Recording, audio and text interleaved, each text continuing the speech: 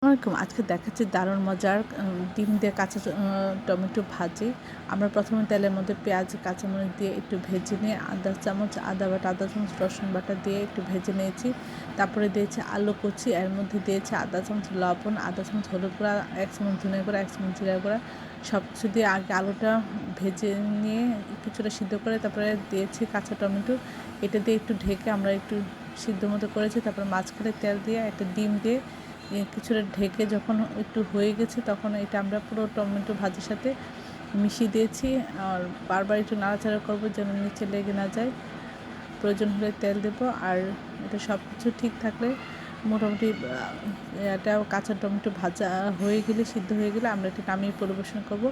এটা ভাত এবং রুটি দিয়ে খেতে অসাধারণ লাগে। আশা করি এই রেসিপিটা আপনারা একবার হলেও ট্রাই করবেন। সবাই আমার চ্যানেলটি লাইক করুন, শেয়ার দেবেন, সাবস্ক্রাইব করবেন এবং প্রিয়জনকে বেশি বেশি করে শেয়ার দেবেন। আমার চ্যানেলে সব রকম রান্নার রেসিপি রয়েছে, আশা করি দেখবেন।